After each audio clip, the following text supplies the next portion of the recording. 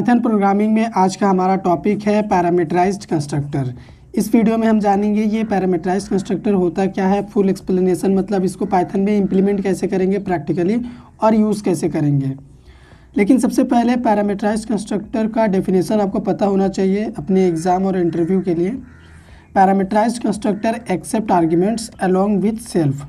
देखिए parameterised constructor में क्या होता है कि ये बहुत सारे आर्ग्यूमेंट एक्सेप्ट करता है। आप जितना चाहे उतना आर्ग्यूमेंट पैरामीटराइज्ड कंस्ट्रक्टर से पास कर सकते हैं। आर्ग्यूमेंट मीन पैरामीटर का ही बात हो रहा है, इसीलिए इसका नाम ही है पैरामीटराइज्ड कंस्ट्रक्टर। सेल्फ भी रहेगा। सेल्फ एक बाय डिफ़ॉल्ट रेफरेंस पैरामीटर होता है, ये तो रहेगा ही, लेकिन इसके साथ हम मल्टीपल पैरामीटर्स पास कर सकते हैं इस पैरामीटराइज्ड कंस्ट्रक्टर में, और इसी को बोलते हैं पैरामीटराइज्ड कंस्ट्रक्टर।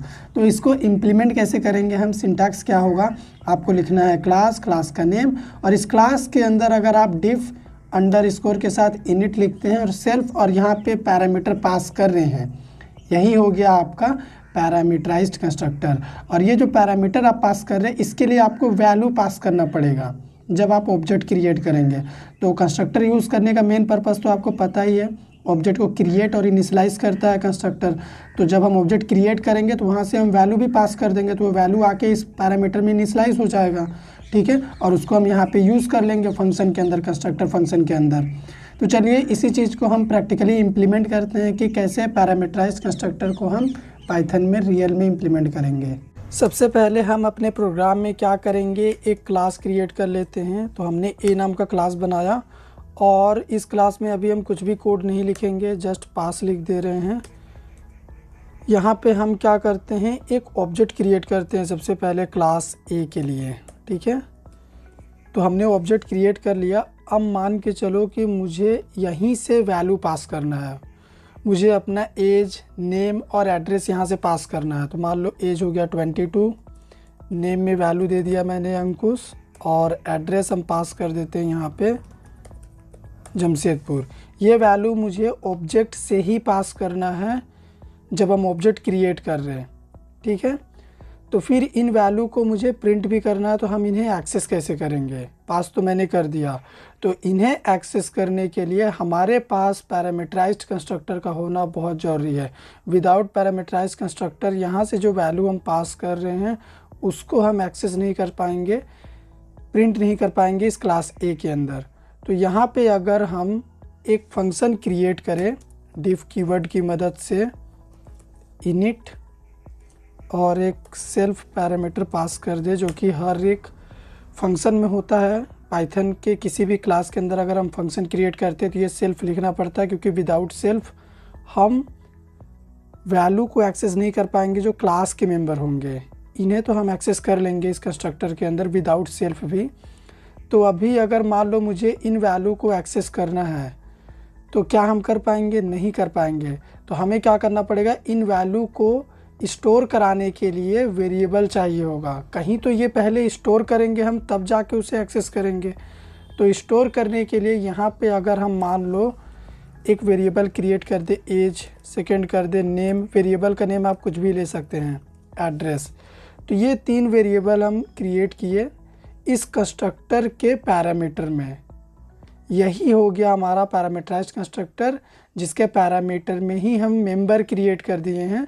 और अब हम क्या कर सकते हैं, वैल्यू को एक्सेस भी कर सकते हैं। जैसे मुझे एक्सेस करना हुआ तो मैं प्रिंट में लिखूंगा एज, ठीक है, कॉमा, नेम, फिर एड्रेस।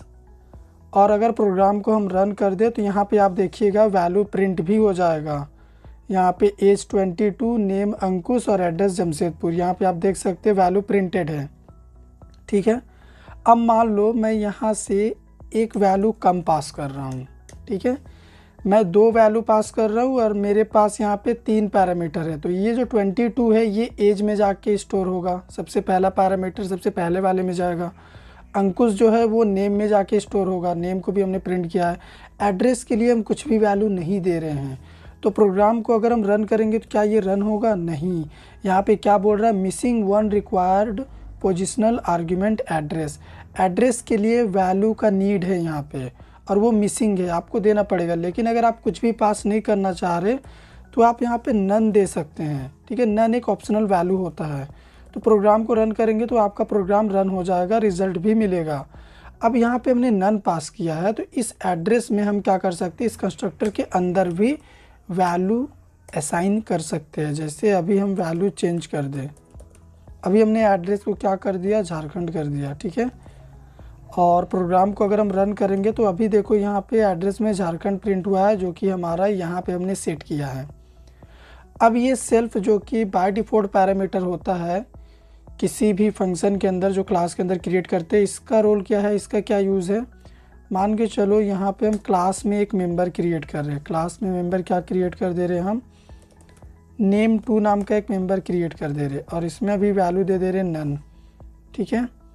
या फिर मान लो इसमें वैल्यू अभी ही दे देते हैं अखिलेश, और इस name2 को मुझे यहाँ कंस्ट्रक्टर के अंदर एक्सेस करना है। तो हम अगर यहाँ पे प्रिंट करेंगे तो क्या हम उसको प्रिंट कर सकते हैं, name2, ठीक है।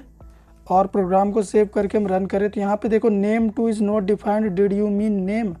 name2 डिफाइंड ही नहीं है इस कंस्ट्रक्टर में, इसको हम यूज़ कर ही नहीं सकते डायरेक्टली इस तरह से, क्योंकि ये कंस्ट्रक्टर का मेंबर तो है नहीं जो कि हम इसके पैरामीटर में क्रिएट कर रहे हैं। फिर हमें इसको यूज़ करने के लिए ये सेल्फ चाहिए होगा, क्योंकि ये name2 क्लास का मेंबर है। तो यहाँ पे अगर हम लिखें सेल्फ डॉट name2, इसका मतलब अब हम यूज़ कर सकते हैं। अभी देखो ये सेकेंड नेम भी प्रिंट हुआ है, ठीक है। और ये name2 को ना आप पूरे प्रोग्राम में क्लास ए के अंदर कहीं भी यूज़ कर सकते हैं। जैसे फॉर एग्ज़ाम्पल एक और मेथड हम क्रिएट कर रहे हैं आपको बस बेटर समझाने के लिए, ठीक है। और इसमें भी लिख देते हैं सेल्फ, कोई भी फंक्शन क्लास में क्रिएट करेंगे सेल्फ लिखना पड़ेगा, ठीक है। और यहाँ पे अगर हम प्रिंट करें किसको, name2 को, ठीक है, name2 को यहाँ पे प्रिंट करेंगे तो देखो एरर अभी ही थ्रो कर रहा, तो हम क्या करेंगे, सेल्फ के थ्रू ही इसको प्रिंट करेंगे। और प्रोग्राम को हम रन करेंगे तो अभी एक बार ही आउटपुट आएगा। क्यों एक बार ही आउटपुट आया है, ये वाला फंक्शन का रिज़ल्ट क्यों नहीं आया, क्योंकि ये एक नॉर्मल फंक्शन है। नॉर्मल फंक्शन को हमें कॉल करना पड़ता है खुद से, तब जाके वो कॉल होते हैं और रन होता है। जबकि ये कंस्ट्रक्टर जो है ये एक स्पेशल फंक्शन है, जब हम ऑब्जेक्ट क्रिएट करते हैं उसी टाइम पे ये कॉल हो जाता है अपने आप, इसको कॉल नहीं करना पड़ता। तो अगर मुझे शो फंक्शन को कॉल करना है, उसका भी रिज़ल्ट मुझे चाहिए, तो मुझे क्या करना पड़ेगा, यहाँ पे फंक्शन को मैन्युअली कॉल करना पड़ेगा। अभी देखो यहाँ पे शो फंक्शन भी कॉल हुआ है, तभी ये अखिलेश प्रिंट हुआ है, ठीक है। तो ये name2 को हम क्लास ए के अंदर कहीं भी एक्सेस कर सकते हैं, लेकिन क्या इस कंस्ट्रक्टर के मेंबर को हम इस फंक्शन शो के अंदर एक्सेस कर सकते हैं। चलिए देखते हैं करके। अगर हम यहाँ पे लिखे सेल्फ डॉट एज, ठीक है, एज हम लिख रहे हैं क्योंकि हम चाह रहे हैं कि ये जो एज है इसका ये वैल्यू हम इस फंक्शन में भी प्रिंट कराना चाह रहे हैं। प्रोग्राम को हम सेव करें और रन करें तो यहाँ पे देखो क्या एरर बोल रहा कि object has no attribute age, ठीक है। ये हमारा शो फंक्शन के लिए बोल रहा, लाइन नंबर 8। लाइन नंबर 8 में क्या है, शो फंक्शन में जो हम एट्रीब्यूट एज यूज़ कर रहे हैं वो डिफाइंड ही नहीं है, ठीक है, इसको आप यूज़ नहीं कर सकते। तो ये हमारा सिंपल सा कॉन्सेप्ट था पाइथन में पैरामीटराइज्ड कंस्ट्रक्टर का, जिसमें हमने आपको ये बताया कि कैसे पैरामीटराइज्ड कंस्ट्रक्टर से हम खुद का अपने रिक्वायरमेंट के अकॉर्डिंग पैरामीटर पास कर सकते हैं, ठीक है, इसके पैरेंथेसिस में सेल्फ की तरह।